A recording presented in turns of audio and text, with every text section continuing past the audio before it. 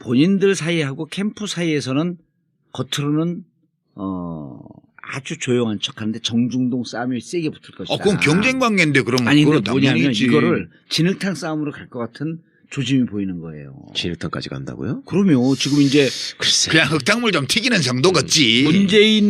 문재인 후보는 이미 검증의 강을 여러 번 거쳤잖아요. 예. 근데 안희정은 지금 안 거쳤는데 네. 커뮤니티에서 계속 이제 안희정 까는 글들이 이제서야 올라오기 시작을 해요. 근데 문캠프에서 예. 안희정 후보를 검증하지는 않을 거예요. 그러니까 SNS 수사대들이 많잖아요. 지금. 예, 그건 시민들이 하는 거지. 그렇죠. 예. 그러다 보면 극렬 문바들이 하는 거지. 극렬 문바 그다음 극렬 안바가 붙다 보면 캠프까지 영향을 미치지 않겠냐 이렇게 보는 거지. 그러기에는 후보자들이 잘 정리해야지 그런 거는 뭐. 아니 뭐 나오는 것도 사실은 진흙탕이라고 하기에는 좀 수준이 낮아요. 뭐 이명박하고 같이 웃으면서 사진 찍었다 이 정도지. 진흙탕이 되려면 뭐 그 정도는 애교지. 그러니까 뭐 마누라가 4명 있다더라, 뭐 사생아가 있다더라 이런 게 진흙탕이지. 금괴 숨겨놨다더라. 김종남을 죽인 게 사실은 나였었다. 금괴 얘기 정도는 나와줘야지. 그 수준 아니잖아. 13위도만요. 뭐가? 문재인 후보가 금괴 3개 보유량을 200톤? 200톤. 그러면 이번에 대선 전망을 좀 한번 해보시죠. 후보 당내 바뀔 것 같아요? 안 바뀔 것 같아요? 그런데 그냥 추세를 보면 지지율 자체는 그냥 온 국민을 상대로 샘플링해서 조사했을 때 안희정 지사가 지금 20%에 육박한 걸로 나오잖아요. 돌파한 것도 있고. 하여튼 20% 수준에 걸쳐 있어요 지금. 문재인 대표는 30% 플러스 알파 이런 정도 있는 것 같고요. 격차가 별로 크지 않죠. 10명 중에 1명이니까. 그런데 안희정 지사의 지지율 상승이 이 전반적인 거거든요. 그러니까 야권 지지층에서만 지지율이 올라간 게 아니고 거기서도 올라갔지만 중도층에서도 올라가고 바른정당 뭐 심지어는 뭐 국민의당 무슨 한 자유한국당 뭐 이런 데서도 무당파층 이런 데서도 다 올라온 거예요. 그러니까 경선에 참여할 정도의 강한 의지를 가지고 있는 시민들만 대상으로 놓고 보면 아직은 격차가 좀 크게 있는 편인 것 같아요. 그러니까 민주당 지지 성향 쪽에서는 격차가 좀 크게 있다. 그렇게 해서 하고 제가 주목하는 건 오히려 누가 이기냐 이런 것보다 더불어민주당이 이번에 경선 룰을 되게 잘 만들었더라고요. 아까 이제 일부에서도 제가 말씀을 드렸는데 그냥 합리적이에요. 누구에게 유리하고 불리하고를 떠나서 정당이 건전하게 발전해 나가고 그다음에 대통령 후보를 선출하는 경선이 공정하고 합리적으로 이루어질 수 있는 그런 규칙이에요. 제도적으로. 그래서 추미애 대표의 집행부가 이 경선 규칙은 되게 잘 만들었다. 그리고 더불어민주당이 하는 모든 의사결정이 이 정도의 합리성과 상식을 가지고 앞으로 해나간다면 이 당은 좀 잘 될 수도 있을 것 같다. 난 좀 과거에는 굉장히 비관적으로 봤거든요. 이 당의 미래에 대해서. 근데 이번에 해나간 걸 보면서 되게 많이 정리가 됐구나. 그리고 내부에서 그런 이해관계에 따른 주장보다는 이제 상식과 원칙, 어떤 공정성에 대한 공감 이런 것들이 꽤 커져 있는 것 같다. 당 내부에서. 그런 점이 내부 사정은 모르지만 일단 경선 규칙이 나온 걸로 보면 그런 느낌이 와요. 그 점이 훨씬 중요하고요. 지금 여론조사만 보면 안희정이 나가든 문재인이 나가든 다 압도적으로 이기는 걸로 나오잖아요. 그래서 이 경우에는 과거와 같은 이변이 나타날 가능성은 좀 더 적어요. 2002년도는 대세론 후보였던 노무현. 아니, 이인재 후보가 모든 조사에서 이회창 후보한테 다 지는 걸로 나오고. 그때는. 그 다음에 노무현 후보는 넣으니까 일부 이기는 조사도 나오고 이렇게 되니까 그래도 해볼 만한 선거 아니냐 노무현을 넣으면. 이렇게 해서 그게 엎어진 거거든요. 지금은 누가 나가도 그냥 다 이기는 거라. 누구는 되고 누구는 안 된다 이건 아니니까. 그러면 후보 자체가 누가 나냐. 어떤 저 사람은 안 돼 이런 것보다 둘 중에 누가 나가도 심지어 이재명 후보가 나가도 이기는 걸로 나와요. 그렇죠. 지금. 나오더라고요. 그러니까 누구든지 나가면 이기는 거니까 그러면 여기서 판단 기준은 누가 나가야 이기나 이게 아니고 이게 2002년도하고 가장 큰 차이예요. 누가 나가야 이기는 게 아니고 누가 이번에 하는 게 좋지? 아하. 그러니까 갈등도 심하게 안 갈 것이다. 그렇죠. 거기다가 1등 후보가 더 젊은 사람이고 2등 후보가 나이가 더 많으면 이번에 내가 해야만 되니까 무리하게 할 수 있을지 모르지만 2등 후보가 미래가 창탄한 사람이잖아요. 그러니까 갈등이 일어날 수 있는 객관적 조건은 아닌 거지 지금. 예, 저는 그렇게 봐요. 근데 안희정 후보를 개인적으로 이렇게 보면 그런 얘기를 해요. 나 페이스메이커 아니다. 그리고 그건 당연히 그래야지. 그럼 쪼다야 나 페이스메이커를 하지. 그리고 실제로 5년 뒤에 무슨 일이 있을지 어떻게 아냐. 알아요. 봐요. 대통령 후보 뭐 혜성처럼 누가 나타난다고 떠들었지만 네. 대통령 후보는 1, 2년에 안 만들어져요. 잘. 노무현 대통령이 갑자기 뜬 것 같지만 네. 그분은 아니죠. 그전에 서울시장 선거라든가 뭐 이런 선거가 있을 때마다 네. 여론조사를 해보면 상당히 높게 선호도가 나오던 분이에요. 큰 대규모 선거에서 부산시장도 득표율이 40% 가까이 갔었고요. 그렇죠. 그러니까 전국 어디에 내놔도 불리한 지역에서도 30, 20, 30% 지지를 얻는 사람이고 수도권 큰 선거에 여론조사를 넣으면 1등 하는 걸로 많이 나왔던 사람이에요. 갑자기 뜬 사람이 아니라고요. 이명박이가 제일 이상한 거죠. 이명박이야말로 제일 짧은 기간에 뜬 거잖아요. 이명박 씨가 대통령이 된 거는 손학규 씨 책임이죠. 그런가요? 손학규 씨가 탈당 안 하고 거기서 경선을 치렀으면 그게 수도권하고 잘할- 호남 지역에서 표를 많이 먹었기 때문에 예. 잘 그때 알았어요. 박근혜가 대통령이 되는 거예요. 그럼 또 탄핵이 되고. 4대강은 없는 거. 그러면 예. 지금 녹조라 때도 없죠. 예. 그리고 박근혜는 이미 탄핵돼서 끝났어. 그때 그러니까 이 모든 사태에 예. 손학규 대표의 책임이 굉장히 크다고 나는 생각해요. 왜 오셔가지고 이쪽도 난장판으로 만들고 거기도 이명박 정권을 세워주고 왜 그러냐는 거야. 전두엽 이상해져가지고. 전. 근데 그때 만약 손학규가 그대로 있고 네. 이쪽으로 안 나왔으면 이 벙커도 없는 건데. 아니 그니까 그 손학규 씨가 왜 그렇게 왔다 갔다 했냐면 당시에 손학규계를 자임하던 정봉주, 정청래 그 몇몇 그 몰지각한 아니 인사들이 정청래 있어요 거기 또. 있어요 그냥 아니야? 전병헌. 전병. 아이 진짜. 이해찬 총리는 탈당했잖아 그러고. 나도 손학규 그때 오니까. 당을 떠났지. 탈당하셨지. 당이 더 이상 희망이 없다고 네. 생각을 하고 그때 탈당했어요? 예, 조용히 혼자 당을 나갔어요. 제가 그때 이해찬 총리는 선언하고 나가고. 2008년 1월 달에 그냥 조용히 뭐 제가 더 머무를 공간이 없다고 느껴서 이제 조용히 떠났는데 사람들은 대구 출마하니까 무소속 하려고 가나 보다 그렇게 해서 별로 욕 안 하고 보내줬어요. 저를. 예, 나가는 저를 향해서 침뱉지 않고 그냥 보내줬죠. 예. 예. 그 뒤로는 저는 이제 그 당하고는 관계가 없으니까. 예. 그리고 제3지대에서 당을 좀 만들어 봤으니까. 우리는 제3지대를 말을 쓴 적이 없어요. 예. 그냥 우리는 일부에서 잠깐 썼었는데. 대중적인 진보정당을 하나 힘 있는 예. 진보정당을 만들고 싶다. 그러니까 개혁당하고 참여당하고 개혁당은 2002년도고 2002년서부터 두 번 하신 개혁당하고. 거잖아요. 개혁당 참여당. 국민참여당을 2010년도에 제가 국민참여당 후보로 선거에 나갔던 거고. 그 김어준 총수가 그때 저주를 퍼붓죠. 제가 지지율이 한 15% 대선 후보 지지율이 있을 때니까 예. 이제 국민참여당을 가면 국민참여당 지지율이 15%가 되는 게 아니고 네. 제 대선 후보 지지율이 3%가 될 거다. 예. 국민참여당 지지율로 될 거다. 이렇게 저주를 퍼붓고 그렇게 됐죠. 그렇게 됐지. 자, 저 양반을 좀 분석을 해주죠. 안철수. 그건 전두엽에 이상이 있는 것 같지는 않은데. 아니요. 안철수 아직은. 씨는 지극히 정상적이에요. 예. 예나 지금이나 같은 모습이에요. 예.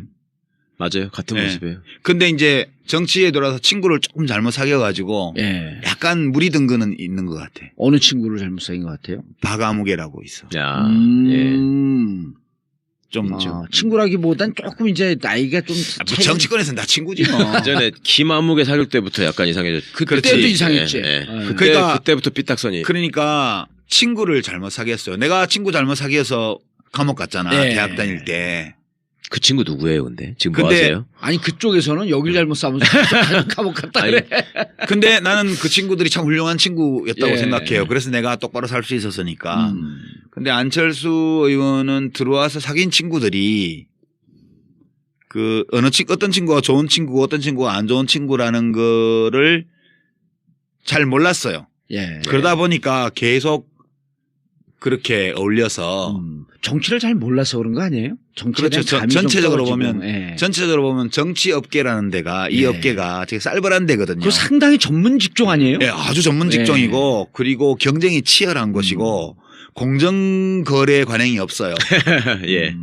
최근에 와서 안철수 의원도 그걸 깨달았는지 적극적으로 왜곡하는 상대방이 있다는 것이 이 정치인은 다른 업계와 다른 점이다 이렇게 최근에 얘기를 하더라고. 예. 근데 그거를 이제 알으면 안 되지. 적극적으로 왜곡하는 것은 상대방에만 있는 게 아니에요. 그렇죠. 적극적으로 왜곡하는 것은 내 주변에도 있거든. 예. 거기까지는 아직 파악이 안 된 것 같아요. 네, 아니 그래서. 문재인 후보가 호남에서의 반문 정서의 생성이 내 진영에서의 왜곡 때문에 그렇게 됐던 거 아니에요? 그러니까 안철수 의원은 자기에 대해서만 그런 거라고 인식하지는 않을 거예요. 서로 모두가 다 그렇다. 예. 이렇게 보겠죠. 근데 저는 안철수 의원은 좀 안타까운 게 예. 국민의당 만든 게 굉장히 대선 후보로서는 큰 실수지. 예, 잘못된 선택이었다고 네. 봐요. 합리적이지 않은 예. 도덕적으로 잘못됐다는 게 아니고 네. 대선 전략으로서는 잘못됐다. 불합리한 선택이었어요. 이게 노무현 대통령이 제가 2007년도에 대통합신당 할 때 예. 반대를 했잖아요. 열린우리당 사수파. 네. 그 대통령 만나서 우리는 안 간다. 나는 안 간다. 비례대표들 가겠다는 사람 징계해서 다 보내주겠다. 몇 명이 남든 열린우리당에서 남아서 하겠다. 그랬더니 노 대통령이 뭐라고 나한테 얘기를 하셨냐 하면 메인스트림에서 벗어나지 마세요. 아. 예전에 벗어나 보신 경험이 큰 흐름에서 벗어나면 고생만 되고 아무것도 되는 일이 없어요. 라고 저한테 말씀하셨어요. 그래서 제가 이제 그때 의원들 몇 사람이 같이 갔는데 그러면 이번에 마지막으로 대통령님이 하자는 대로 하겠습니다. 그다음부터 뭘 하든 그때는 간섭하지 마십시오. 그러고 이제 대통합민주신당으로 가는 그거에 정족수 채워주기 위해서 우리 대의원들 다 참여 독려해서 그 킨텍스에서 했던 거거든요. 예. 그러니까 저는 노 대통령의 그 말이 맞다고 생각해요. 저는 사실 대통령이 꼭 되고 싶은 생각 같은 게 별로 없었기 때문에 그냥 정당을 하나 잘 만드는 쪽에 목표를 두고 간 건데 만약 제가 대통령이 되겠다는 생각을 했다면 절대 그렇게 안 했죠. 대통령이 되려면 큰 당에 있어야 돼요. 무조건. 큰 당에서 기다리면서 기회를 봐야 돼요. 예. 저한테 만약 안철수 의원이 어드바이스를 구했다면 절대 나가지 말라고 했을 것 같아요. 거기서 기다리고 있으면 문재인이 실족을 하거나 자빠지거나 뭐 이렇게 하면 기회가 반드시 온다. 그때까지 열심히 당대표 도와주는 신용이라도 하고 있다 보면 내 차례 오니까. 예. 예. 그렇게 어드바이스 했을 텐데 좀 안타까워요. 그러니까 보기보다는 욕심이 많았던 것 같아요. 아니 나는 그분을 이렇게 보면 욕심이 아니고 2등을 못 버텨야 하는 것 같아. 저는 그걸 욕심이라고 표현했는데 2등을 못 버티는 생각보다 거? 저는 제가 내린 결론은 저는 솔직히 개인적으로 안철수 대표 주변에 있었던 사람들이 되게 가까운 사람들이 많았기 때문에 그렇지 금차섭도 그렇고. 상당히 호감을 가지고 제가 계속 보려고 굉장히 노력했는데요. 제가 내린 결론은 이 사람은 가장 잘못된 증세가 왕자병이다. 저는 그러니까 2등을 못 버티는 거. 그거는 완전 인상비평이고 네. 왕자병 이런 거는 인상비평이고 정치인으로서도 그게 안 좋은 거잖아요. 왕자병. 그게 아니 나 지금 유 작가님이 말씀하신 당에서 기다려라. 때를 기다려야 돼요. 온다. 예. 근데 그게 2등 3등 바닥에 깔려 있을 때 그 세월을 인내하면서 그거 못 견디는 참아가는 게 거지. 정치거든요. 그건 못 근데 견뎌요. 그거 못 그건 버티는 내가 거 왕자니까. 제가 느끼는 바로는 예. 이재명 현상도 그렇고 지금 안희정 현상도 그렇고 다 마찬가지인데 국회의원은 자기가 아등바등해서 될 수도 있어. 예. 작전 쓰고 뭐 아하. 기획하고 재주를 부려서 꼼수를 쓰고 뭐 줄을 잘 쓰고 뭐 해가지고 돼요. 국회의원을 할 수 예. 있어. 대통령은 유권자 의견해 주는 거라니까요. 그냥 그 사람 이제 우리가 지금 언론 보도나 논평을 보면 문재인 이래서 어려워 이렇게 바꿔야 돼. 안희정 이걸 바꿔야 돼. 뭐 무슨 뭐 또 누구예요. 뭐 이재명 이걸 바꿔야 돼. 안철수 온갖 입 달린 놈들이 다 한 소리씩 해요. 예. 그러면 그게 장단이 어떤 거는 뭐 자진몰이 장단이 어떤 건 국거리 장단이야. 어느 장단에 춤을 춰야 될지도 알 수가 없어 듣다 보면 예. 뭐 진보는 진보 쪽에서 한 소리하고 보수는 보수 쪽에서 한 소리하고 뭐 노동자 농민 기청단체에서는 거기에서 한 소리하고 지식인들은 또 딴 소리하고 맨날 그런단 말이야. 안 변해요. 50 넘은 사람 변하는 거 봤어요? 못 김문수. 바꾼다고. 김문수.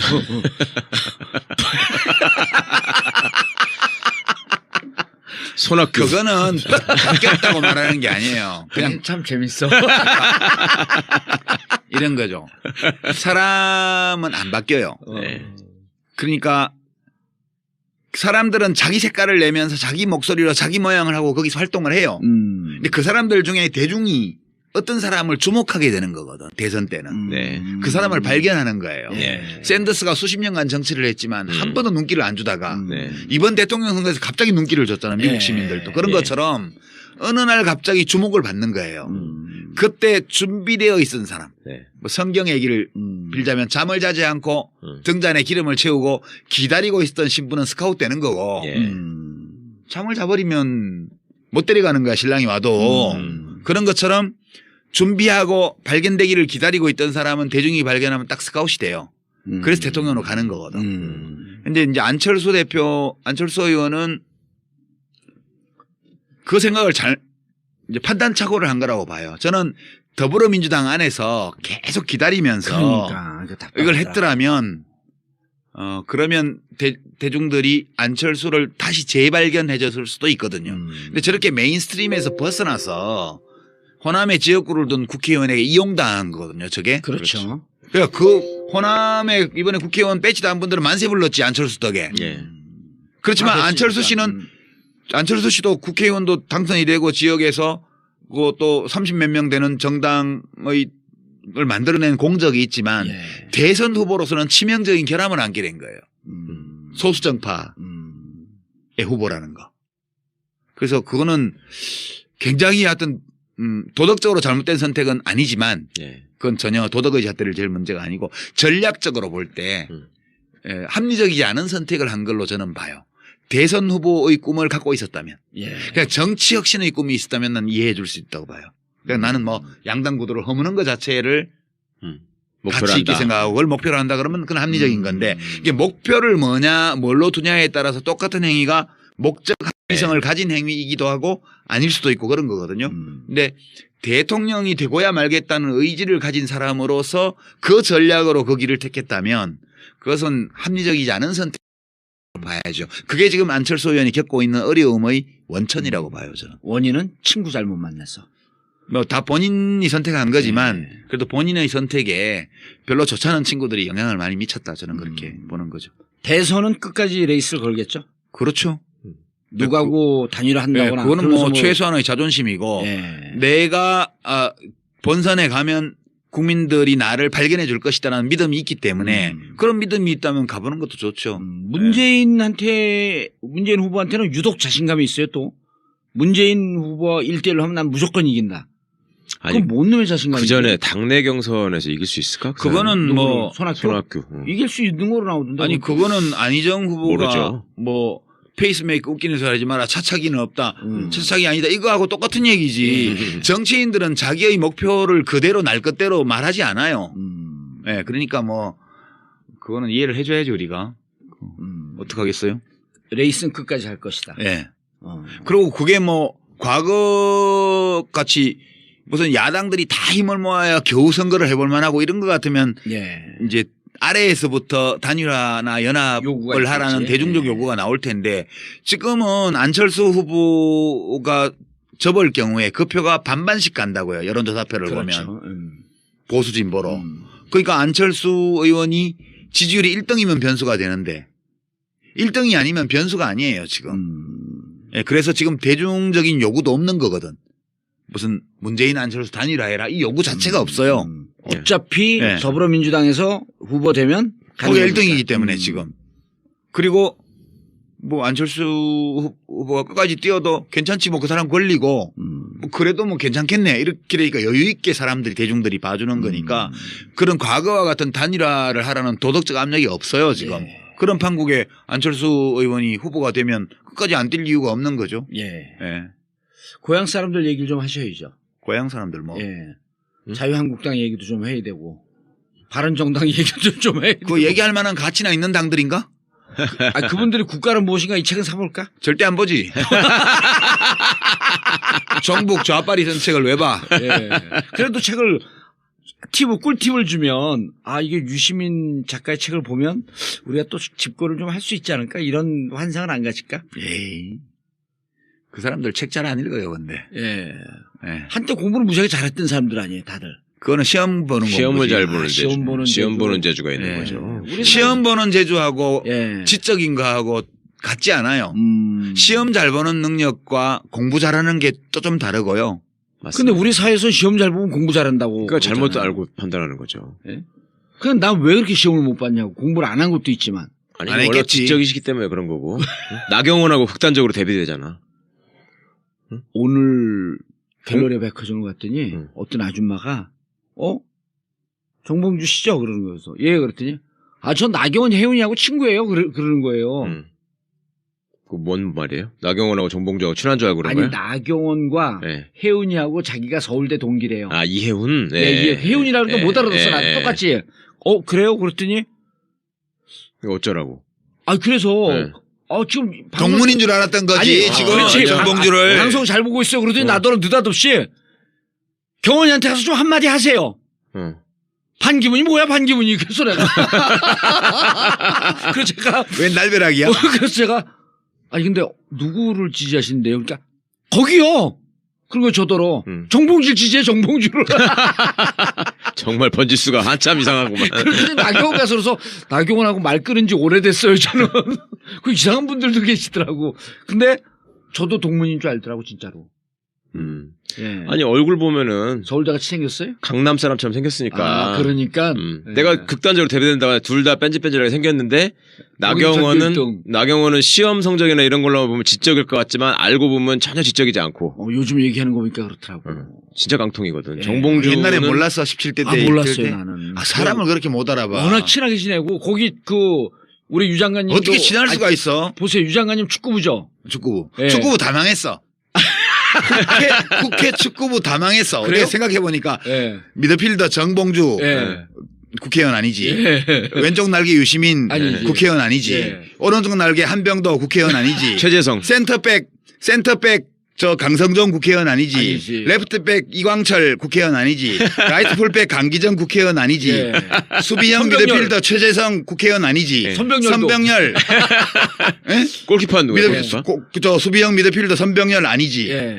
골키퍼 임종석 아니지. 근데 제일 잘 국회 축구부 지금 전멸이야. 아니, 한 명 남았어 한 명. 완전 전멸이야. 여성 축구부원 한 명 있었거든요. 나경원. 조배숙도 있어. 나경원 축구부에? 조배숙 다 축구부야. 심지어 정몽준도 국회의원이 아니다. 그렇지. 그러네. 하여튼 17대 국회가 축구부는 다 망했어. 국회 축구부가 전성기 때인데 그때가 예. 그때 일본 국회의원 축구팀하고 붙어서 풀로 뛰면 한 15대 0 날 그렇죠. 실력이었어. 팀이었지. 그런데 17대 국회의원 멤버들이 내가 오늘 아침에 뭐 이렇게 보다가 예. 우연히 꼽아왔는데 싹 전멸했더라고. 20대 한 명도 없어. 이게 왜 축구가 중요했냐면요. 17대 때 몸싸움 많이 했잖아요. 그래. 그럼 딱 저하고 최재성 나가서 자 축구부 옆으로 나오세요. 축구부 옆으로 나오세요. 그러면 몸싸움 하는데 제일 전방에 축구부가 다 쓰는 거예요. 우리가 아침에 저기 국회운동장에서 축구를 한 게임 뛰고 국회의원회관 사우나에 가잖아요. 그러면 이제 남자들은 사우나에 갔을 때 옷을 벗는 순서가 두 종류가 있어. 위에부터 벗는 사람이 있고 아래부터 벗는 사람. 축구부는 다 아래부터 벗어. 그러고 이제 이렇게 딱 허벅지에 힘주고 걸어 다니면 오늘 무죄 선고 받은 H모 의원 이런 사람 빈약한 하체를 하고 저쪽 구석에 조용히 있지. 그 목욕탕을 누비고 다니면서 진짜 우리가 한 구석에 있어서 다들 왜냐면 이게 나이가 들면서 팔다리가 가늘어지잖아요. 네, 그렇죠. 그러니까 근육량이 줄어서 그래. 노화 체형. 배만 나오고. 그 우리 축구부가 다 허벅지 장단지 이만해가지고 딱 밑에만 벗고 다니는 거야.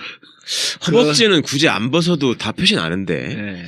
그리고 다 뭔가 벗어야 좀 제대로 이상한데. 보이지. 아니 그래서 그죠? 그 고향 사람들은 평 안 할 거예요? 뭐 자유한국당하고 TK의 미래에 대해서. TK 미래. 지금 김관영 경북지사가 자기가 대선 후보인데 안 알아준다고 지금 그런 슬퍼한다는 거 아닙니까? 거기 황교안 빼고도 10명이래. 엄청 많아요. 자유한국당? 네. 근데 1% 넘는 사람이 별로 없어요. 중요한 건. 아니 그러거나 말거나. 거의 대부분 0점 몇 프로지. 예. 홍준표 씨 1.2%인가 나온 것 같은데 어디? 그래요? 이번에 이제 자기가 뭐 다크호스라고 이제 치고 올라간다고. 언제부터 대통령 선거 진입 장벽이 1%가 됐어? 참 글쎄 슬픈 말이야. 현실이야. 나 같으면 쪽팔려서 여론조사에 빼달라고 그래. 나 5% 됐을 때 빼달라고 부탁했거든. 리얼미터 여택수 대표한테 전화해가지고 저 좀 빼주세요 제발. 난 나간다고 얘기도 안 했고 쪽팔려 죽겠네. 5%가 뭐야 좀 빼줘요 이랬더니. 이정인이 그랬잖아요. 3명 다 합해봐야 10%도 안 되는데 무슨 대권 주자냐고. 요즘 10%면 유망주지. 3명 합쳐서 10%면. 이번에는 그럼 별 힘을 발휘 못하고 황교안은 레이스 걸고. 지금 이번 대선은 제가 볼 때는 2007년 대선을 엎어놓은. 그렇죠. 역 2007년. 그때가 돌이켜보시면, 이명박. 박근혜가 붙었고. 아니, 이명박 이회창이 본선에서 얻은 표가 63점 몇 %예요. 둘이 합치면. 그러니까 보수 쪽이 이해창이 나왔으니까. 보수 그래 쪽이 이해창 씨가 15%를 받았잖아요. 이명박이 48점 몇 프로 예. 받아서 그 64%점을 받았어요. 네. 그리고 이쪽에 정동영. 이제 정동영, 문국현, 권영길이 받은 표가 그게 35%예요. 네. 그러니까 65대 35로 35. 지형이 쪼개져 있었거든 그 당시에 네. 보수 진보가. 네. 지금 여론조사표를 보면 거꾸로 됐잖아요. 네. 지금은 더불어민주당 후보를 다 합치고 그럼 한 60%가 넘게 나오죠. 그게 60% 가까이 돼요. 60%쯤 돼요. 심상정 네. 정의당 후보를 합치면 60%가 넘어요. 대부분. 음. 그리고 이제 저 안철수 후보 표는 반반으로 봐서 예. 그걸 반을 쪼개면 65예요. 그러네. 그 나머지 잡 후보를 황교안부터 싹 다 합치면 그게 35야. 그 안철수 반까지 포함해가지고. 그렇죠. 한 15명이. 그렇게 35나 되나? 15 한 명이. 17명이 합쳐 평균 2%. 그래서 지금 이 지형이 65대 35의 지형이 돼 있어요, 지금. 그러니까 거꾸로 이 삐뚤어진 운동장인데 2007년도에 반대표. 반대쪽으로 기울은 거예요, 지금. 예. 그 저기선 무슨 해도 안 된다. 그러니까 이제 저쪽은 어마어마한 잘못을 저질러야 이런 정도 기울어져요. 예. 진보 쪽으로. 근데 진보 쪽은 사소한 잘못만 해도 금방 저쪽으로 다시 기울어져. 그렇죠. 그러니까 저쪽은 65를 회복하는 게 빨라요. 아하. 이쪽이 한 10년 집권하면 저절로 65 거의 가까이 가. 이쪽은 저쪽이 똥볼을 엄청 차고 막 엄청 엉덩터리질을 하고 이쪽이 막 아득바득 목숨 걸고 최선을 다해야 그거 비슷하게 가는 거예요. 그 여전히 운동장은 기울어져 있죠. 잠시 지금 이쪽으로 온 거죠, 지금. 최순실이라고 하는 나라를 구한 여성 때문에. 네. 그때는 때문에라고 그러냐고 덕분에라고 그러요 언어를 정확하게 사용해야 돼요. 예. 님이 오셔서. 예. 근데 그러거나 말거나 다음 총선에 우병우는 당선될 거예요, 영주가 가지고. 그걸 물어보는 거죠, 지금. 아니, 이제 가는데 거기는. 저거 한다는 거 아니에요? 구속영장 친다는 아니, 거 아니야? 치든 말든 그새 또 그게 나올 거야. 그 다음 총선까지 3년이나 남아가지고. 3년이나 남았기 때문에 나올 가능성이 높다니까. 아니, 그게, 그건 그 선거법이 아니구나. 네. 피선거권 박탈이 아니네. 네. 대대로. TK 지역은 앞으로도 예. 다음 총선에서도 뭐 자유한국당하고 그렇죠. 바른정당 네, 네. 거기에 경쟁력 강한 후보가 이기는 이런 구도로 갈 거예요. 일부 지역은 지금 현재 야권이 네. 될 수도 있겠지만. 예. 이 꼴로 가면 바른정당이 잘 안 되겠죠. TK에서도. 될 만한 사람이 뭐. 네, 잘 안 될 것 같죠. 네. 계속 뭐 주장고 있는데. 합칠 거예요, 그 둘이는. 결국요. 그냥 대선 때까지는 지금 집 나와가지고 지금. 자존심 싸움 하고 있고. 그러니까 그 뭐 지 맘대로 한다고 해가지고 뿔따고 사갖고 가재도구 몇 개 집어 던지고 지금 나왔잖아. 예. 그래갖고 이제 나와서 따로 월세방 얻어서 살고 있는데 살아보니까 괜찮다 이러면 계속 그렇게 살겠지만 지금 못 살겠거든. 네. 다음 지방선거가 바로 내년에 오고. 예. 그렇게 되기 때문에 이게 대선 끝날 때까지는 바로 동네에 보는 눈도 있는데 무슨 원수돼 가지고 팔리잖아. 막 가재도구 다 깨고 이제 완전히 이혼하겠다고 해서 서류만 도장 안 찍었지 이혼한 거나 다름없다 이러고 나왔는데 나오자마자 지금 첫 끼 밥 먹을 때 돼서 배고파서 다시 들어오면 예. 쪽팔리잖아. 네. 그래서 한 끼 정도는 배고프더라도 참고 대통령 선거 치러보고 두 번째 끼니가 돌아오는데 지방선거 때니까 예. 한 끼 굶고 나면 배가 되게 고플 거라고. 그때 되면 이제 여보 지난번에 내가 좀 너무 심하게 해서 미안하게 생각해. 그럼 앞으로 다시는 안 그럴 거죠. 이러고 다시 붙이겠지. 이번 대선 전에는 안 합칠까요? 예, 그건 어려워요. 대선 전에 예, 어렵고. 시간도 너무 짧고.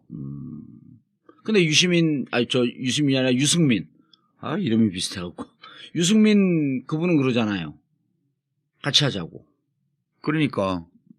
누구한테 대선 맞죠? 전에. 그 자유한국당. 대선 전에 이제 그랬었어요. 후보 단일화를 후보 단일화 하잖아요. 후보 단일화. 네. 네. 그러니까 이제 살림을 갖고 들어오지는 않지만 문 후보는 단일화할 수 열어놓고 있다. 하룻밤 자고 가고 이런 거 정도까지는 허용해 주자 뭐 네. 그런 얘기지 뭐. 알겠습니다. 장장 2시간 넘게 1부, 2부에서 국가란 무엇인가로 시작했거든요. 국가란 무엇인가 마지막에 또 한 번 팔고. 그만 팔아. 한 번 더 팔아요. 왜냐면 어제 나가서 이게 5만 한 3천 부 팔렸어요. 이렇게 실없는 소리 자꾸 하니까 공민권이 제한되잖아. 그래요? 난 복권이라도 있으면 돼. 실없는 소리 했다가 지금 감옥 갔다 오고 그런 거 아니요. 예. 실 있는 소리였어요, 그거는. 실 있는. 끈앞풀은 있었어. 예. 그래도 국가란 무엇인가 마지막에 한번 세게 한번 팔고. 그게 아니고 예. 저는 이제 그렇게 생각해요.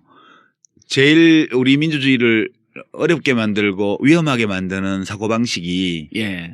좋은 지도자를 뽑아서 그 사람이 모든 문제를 해결하게 해야지 이런 사고방식이라고 봐요. 또는 누가 훌륭한 지도자가 나와서 이 문제들을 해결해 주기를 바라는 거예요. 이거는 의존적인 생각이거든요. 그렇죠. 그러니까 이 민주주의 사회라는 거는 개인주의를 토대로 하고 국가주의를 부정하고 국가라는 것은 개인을 위해서 존재하는 거라고 생각을 하는 거잖아요. 그럴 때 민주주의의 기초는 독립한 개인이에요. 자각한 개인, 독립한 개인. 그러니까 내 권리와 의무가 무엇인지 알고 내 스스로 어떤 문제에 대해서 판단하고 그리고 그 판단을 행동으로 옮길 줄 아는 시민.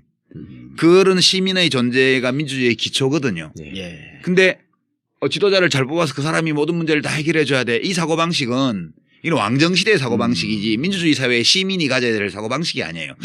지금도 언론에서 이렇게 보도를 보거나 논평을 보거나 혹은 마이크 들이댔을 때 인터뷰를 하는 시민들을 보고 있으면 이런 말을 하는 분들이 많거든요. 아직도. 잘 좀 해결해 줬으면 좋겠어요.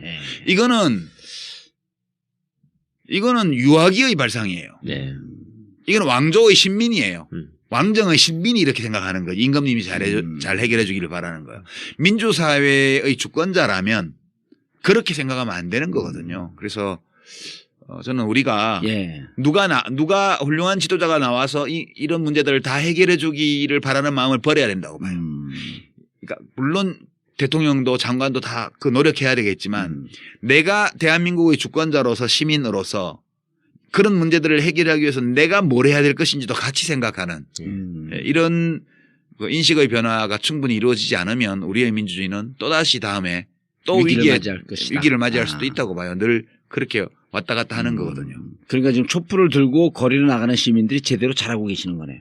그렇죠. 지금 시기는 촛불을 드는 거죠. 그렇지만 광장에서만 민주주의를 해야 되는 것이 아니고 우리 삶의 모든 영역에서 개인의 자율성을 침해하고 억압하고 왜곡하고 그리고 집단의 권위 아래 개인을 부정하고 복속시키려는 이 미시파시즘 또는 미시독재, 생활상의 독재 이런 것들에서 예컨대 뭐 대학의 신입생 환영회 문화 억지로 술 먹이는 거 뭐 엎드려 뻗쳐시키는 얼차려 주는 거 왜 해요? 네가 뭔데 이렇게 해야지. 3학년 2학년이 와서 신입생 보고 엎드려 뻗치라면 네가 뭔데 나 싫어 이렇게 얘기할 수 있어야 돼요. 이런 학생이 많아져야 대학이 민주화되는 거예요. 알겠습니다. 저는 그 점을 되게 강조하고 싶어요. 200톤. 그러면 이번에 대선 전망을 좀 한번 해보시죠. 후보 당내 바뀔 것 같아요? 안 바뀔 것 같아요? 그런데 그냥 추세를 보면 지지율 자체는 그냥 온 국민을 상대로 샘플링해서 조사했을 때 안희정 지사가 지금 20%에 육박한 걸로 나오잖아요. 돌파한 것도 있고. 하여튼 20% 수준에 걸쳐 있어요 지금. 문재인 대표는 30% 플러스 알파 이런 정도 있는 것 같고요. 격차가 별로 크지 않죠. 10명 중에 1명이니까. 그런데 안희정 지사의 지지율 상승이 이 전반적인 거거든요.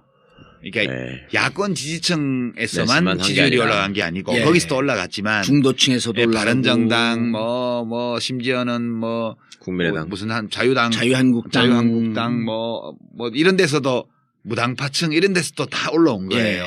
그러니까 경선에 참여할 정도의 강한 의지를 가지고 있는 시민들만 대상으로 놓고 보면 아직은 격차가 좀 크게 있는 편인 것 같아요. 그러니까 민주당 지지 성향 쪽에서는 격차가 좀 크게 있다. 그렇게 해서 하고 제가 주목하는 건 오히려 누가 이기냐 이런 것보다 더불어민주당이 이번에 경선 룰을 되게 잘 만들었더라고요. 아까 이제 일부에서도 제가 말씀을 드렸는데 그냥 합리적이에요. 누구에게 유리하고 불리하고를 떠나서 정당이 건전하게 발전해 나가고 그다음에 대통령 후보를 선출하는 경선이 공정하고 합리적으로 이루어질 수 있는 그런 규칙이에요. 제도적으로. 그래서 추미애 대표의 집행부가 이 경선 규칙은 되게 잘 만들었다. 그리고 더불어민주당이 하는 모든 의사결정이 이 정도의 합리성과 상식을 가지고 앞으로 해나간다면 이 당은 좀 잘 될 수도 있을 것 같다. 난 좀 과거에는 굉장히 비관적으로 봤거든요. 이 당의 미래에 대해서. 그런데 이번에 해나간 걸 보면서 되게 많이 정리가 됐구나. 그리고 내부에서 그런 이해관계에 따른 주장보다는 이제 상식과 원칙, 어떤 공정성에 대한 공감 예. 이런 것들이 꽤 커져 있는 것 같다 당 내부에서. 예. 그런 점이 내부 사정은 모르지만 일단 경선 규칙이 나온 걸로 보면 그런 느낌이 와요. 그 점이 훨씬 중요하고요. 지금 여론조사만 본인들 사이하고 캠프 사이에서는 겉으로는 아주 조용한 척하는데 정중동 싸움이 세게 붙을 것이다. 그건 경쟁 관계인데 그러면 아니 근데 그건 뭐냐면 당연히지. 이거를 진흙탕 싸움으로 갈 것 같은 조짐이 보이는 거예요. 진흙탕까지 간다고요? 그러면 지금 이제 글쎄. 그냥 흙탕물 좀 튀기는 정도겠지. 문재인 후보는 이미 검증의 강을 여러 번 거쳤잖아요. 예. 근데 안희정은 지금 안 거쳤는데 네. 커뮤니티에서 계속 이제 안희정 까는 글들이 이제서야 올라오기 시작을 해요. 근데 문캠프에서 예. 안희정 후보를 검증하지는 않을 거예요. 그러니까 SNS 수사대들이 많잖아요. 지금. 예, 그건 시민들이 하는 거지. 그렇죠. 예. 그러다 보면 극렬 문바들이 하는 거지. 극렬 문바 그다음 극렬 안바가 붙다 보면 캠프까지 영향을 미치지 않겠냐 이렇게 보는 거지. 그러기에는 후보자들이 잘 정리해야지 그런 거는 뭐. 아니 뭐 나오는 것도 사실은 진흙탕이라고 하기에는 좀 수준이 낮아요. 뭐 이명박하고 같이 웃으면서 사진 찍었다 이 정도지. 진흙탕이 되려면 뭐 그 정도는 애교지. 그러니까 뭐 마누라가 4명 있다더라, 뭐 사생아가 있다더라 이런 게 진흙탕이지. 금괴 숨겨놨다더라. 김정남을 죽인 게 사실은 나였었다. 금괴 얘기 정도는 나와줘야지. 그 수준 아니잖아. 13위도만요. 뭐가? 문재인 후보가 금괴 3개 보유량을. 예, 저는 그렇게 봐요. 근데 안희정 후보를 개인적으로 이렇게 보면 그런 얘기를 해요. 나 페이스메이커 아니다. 그리고 그건 당연히 그래야지. 그럼 쪼다야 나 페이스메이커를 하지. 그리고 실제로 5년 뒤에 무슨 일이 있을지 어떻게 아냐. 알아요. 봐요. 대통령 후보 뭐 혜성처럼 누가 나타난다고 떠들었지만 네. 대통령 후보는 1, 2년에 안 만들어져요. 잘. 노무현 대통령이 갑자기 뜬 것 같지만 네. 그분은 아니죠. 그전에 서울시장 선거라든가 뭐 이런 선거가 있을 때마다 네. 여론조사를 해보면 상당히 높게 선호도가 나오던 분이에요. 큰 대규모 선거에서. 부산시장도 득표율이 40% 가까이 갔었고요. 그렇죠. 그러니까 전국 어디에 내놔도 불리한 지역에서도 30%, 30% 지지를 얻는 사람이고 수도권 큰 선거에 여론조사를 넣으면 1등 하는 걸로 많이 나왔던 사람이에요. 갑자기 뜬 사람이 아니라고요. 이명박이가 제일 이상한 거죠. 이명박이야말로 제일 짧은 기간에 뜬 거잖아요. 이명박 씨가 대통령이 된 거는 손학규 씨 책임이죠. 그런가요? 손학규 씨가 탈당 안 하고 거기서 경선을 치렀으면 그게 수도권하고 잘 호남 지역에서 표를 많이 먹었기 때문에 잘 그때 알았어요. 박근혜가 대통령이 되는 거예요. 그럼 또 탄핵이 되고. 4대강은 없는 거. 그러면 예. 지금 녹조라 때도 없죠. 예. 그리고 박근혜는 이미 탄핵돼서 끝났어. 그때 그러니까 이 모든 보면 안희정이 나가든 문재인이 나가든 다 압도적으로 이기는 걸로 나오잖아요. 예. 그래서 이 경우에는 과거와 같은 이변이 나타날 가능성은 좀 더 적어요. 2002년도는 대세론 후보였던 문재인. 저 노무현. 이인재 후보가 이인재 후보가 모든 조사에서 이회창 후보한테 다 지는 걸로 나오고. 예. 그때는. 예, 그다음에 노무현 후보는 넣으니까 일부 이기는 조사도 나오고 이렇게 되니까 그래도 해볼 만한 선거 아니냐 노무현을 넣으면. 예. 이렇게 해서 그 엎어진 거거든요. 네. 지금은 누가 나가도 그냥 다 이기는 거라. 굳이 누구는 바꿀 필요 되고 없다. 누구는 안 된다 이건 아니니까. 예. 그러면 후보 자체가 누가 나냐. 어떤 저 사람은 안 돼 이런 것보다 둘 중에 누가 나가도 심지어 이재명 후보가 나가도 이기는 걸로 나와요. 그렇죠. 지금. 나오더라고요. 그러니까 누구든지 나가면 이기는 거니까 그러면 여기서 판단 기준은 누가 나가야 이기나 이게 아니고 이게 2002년도하고 가장 큰 차이예요. 누가 나가야 이기는 게 아니고 누가 이번에 하는 게 좋지? 예. 아하. 예, 그러니까 예. 갈등도 심하게 안 갈 것이다. 그렇죠. 거기다가 1등 후보가 더 젊은 사람이고 2등 후보가 나이가 더 많으면 이번에 내가 해야만 되니까 무리하게 할 수 있을지 모르지만 2등 후보가 미래가 창탄한 사람이잖아요. 그러니까 갈등이 일어날 수 있는 객관적 조건은 아닌 거지 지금.